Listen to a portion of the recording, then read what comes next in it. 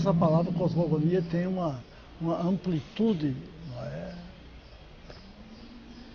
Chega ali, de primeira grandeza. E essa matéria que constitui o cosmos, os astros, de onde é que vem? Como é que foi criada? Força primeira, quem elaborou essa, seja física ou espiritual, essa força o homem qualifica. Uns chamam Deus, Jeová, Olorum, Candomblé. Enfim, o homem precisa sempre dar um título a essa força primeira na criação do universo. Para mim, beleza é quase um sinônimo de comunhão.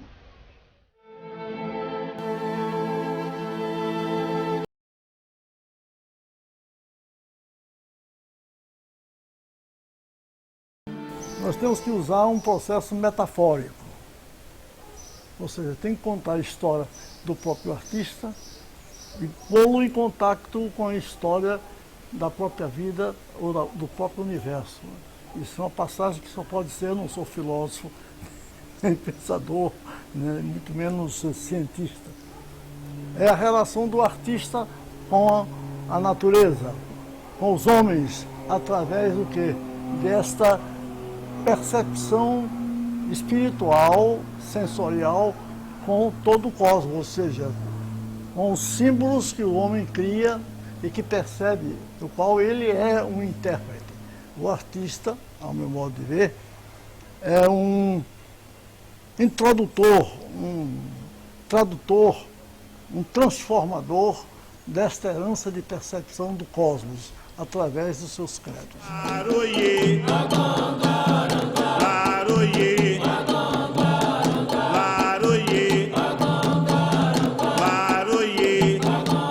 Nós temos que procurar sempre um apoio visual, uma projeção no espaço, de imagens que reflitam nossa angústia, nossa ansiedade, nossa inquietação.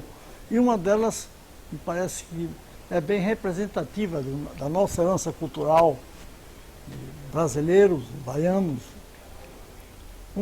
a forma em espiral da coluna barroca. Eu estava me lembrando do vórtice, Geza Pound, no começo do século XX, que o vórtice é uma espiral, mas uma espiral que abre, que se alarga, que se integra no próprio cosmos. Então eu acho que a vida do artista, a nossa vida de homens, está ligada a um processo de tentativa de reconhecimento de uma ordem, muitas vezes nesta aparente desordem das coisas em nossa volta. Então, essa descoberta dessa participação que é dinâmica, que gira sobre si mesmo e que ascende, é uma forma representativa, plástica, sensível. Eu acho que fazer arte é uma maneira de contribuição desse entendimento entre as criaturas. Eu acho que a arte não pode ser um elemento destruidor. Ela é eticamente uma forma construtiva. A criação é um padrão de ética de comportamento. Não pode ser prejudicial a nenhum ser humano, muito menos à natureza.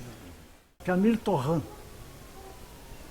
francês, cientista, e foi meu confessor, amigo, orientador, que me deu o primeiro livro sobre astronomia, porque o meu herói primeiro era Flash Gordon, que era um personagem de revista de quadrinhos que fazia, não é, que com Zarkov e Dale Arden entraram num foguete porque vinha um grande bólido em direção à Terra. Fazem já hoje filmes a respeito desse tema.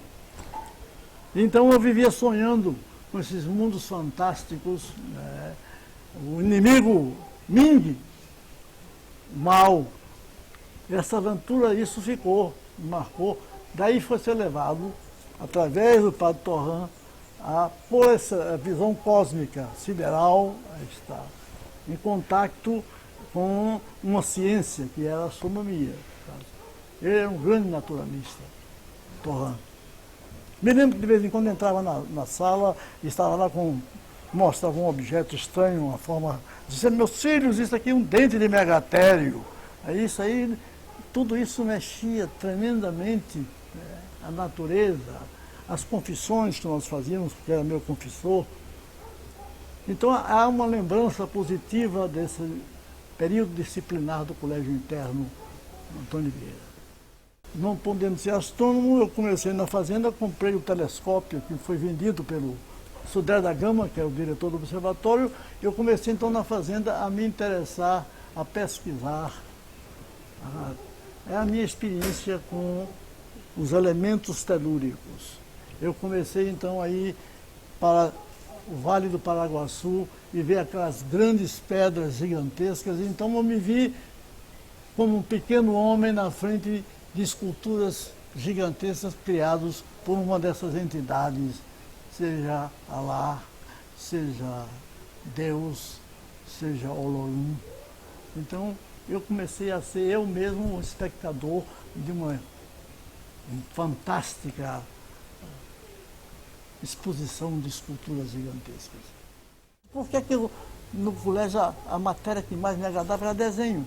Eu podia ter nota inferior em qualquer maneira, menos desenho, porque eu sabia que eu era capaz de desenhar melhor do que todo o meu grupo do qual eu me eduquei. Então você vai aos poucos conscientizando que você tem uma habilidade inicial que pode ser uma forma de se expandir no sentido da criatividade. Primeiro você é uma promessa. Você tem o domínio da linguagem, a facilidade de se expressar, seja em gesto ou seja no domínio de uma técnica, não importa. E a minha tendência, como sempre fui curioso, sou até hoje, sou um... Eu tenho desde cedo a necessidade de saber como é que as coisas funcionam, as máquinas, abri-las desde jovenzinho.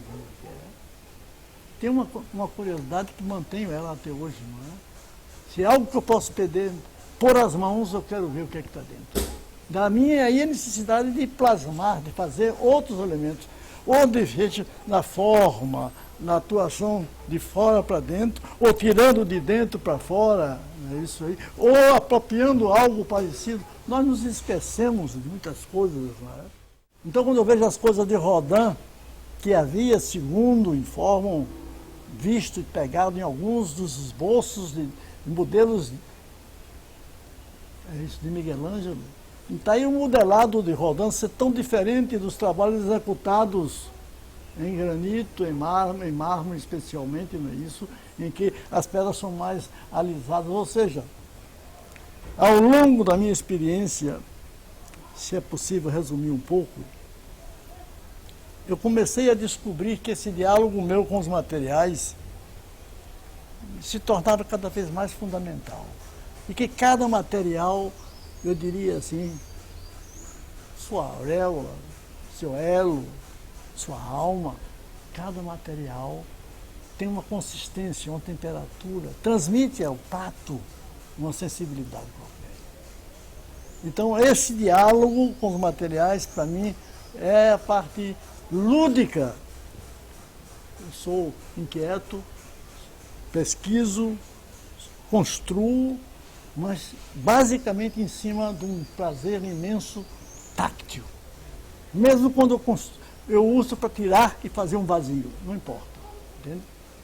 Eu acho que a parte da percepção táctil, sensorial, é fundamental para aqueles que aspiram praticar a escultura.